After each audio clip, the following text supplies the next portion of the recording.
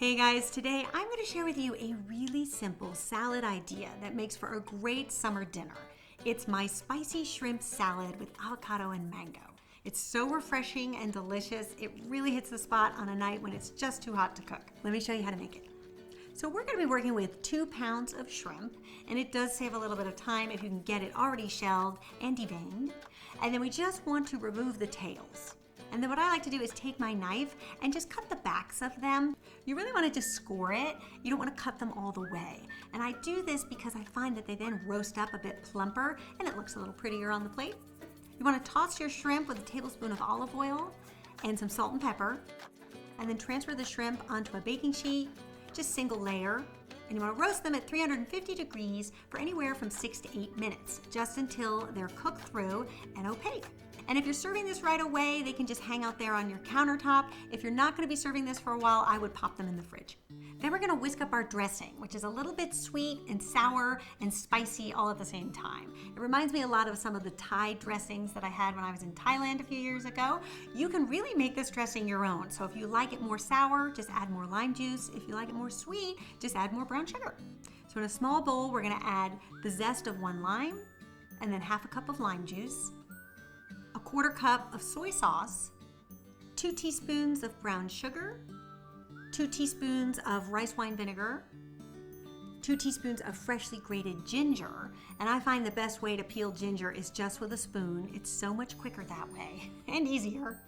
3 cloves of minced garlic, a 1/4 teaspoon of red pepper flakes. Now, if you like things spicy, you could do a whole 1/2 teaspoon. It's really up to you.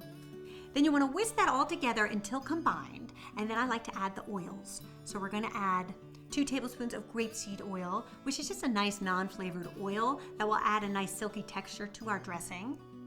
And then 4 teaspoons of toasted sesame oil. Now this is what's going to give us all that flavor. So definitely look for the toasted. If you look for sesame oil that doesn't say toasted, you're not going to get any flavor out of it. So make sure it says toasted. Okay, then to prepare our salad, this is what we're going to do. In a large bowl, you want to add 10 Napa cabbage leaves that you've just sliced real thinly, almost julienne style.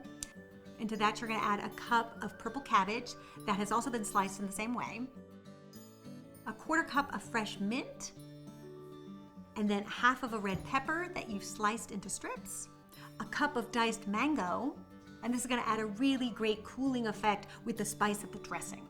And then we're going to add back in our shrimp, and a cup of dry roasted unsalted peanut.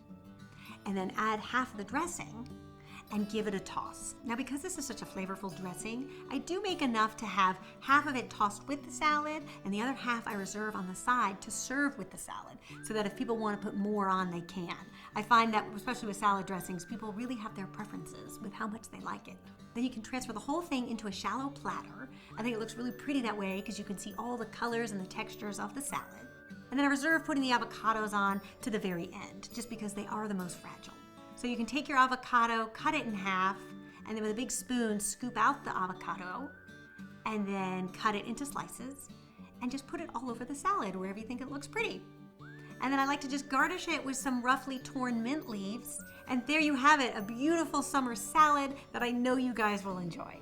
I hope you give it a try and let me know what you think, and I'll see you back here next time. Until then, bye.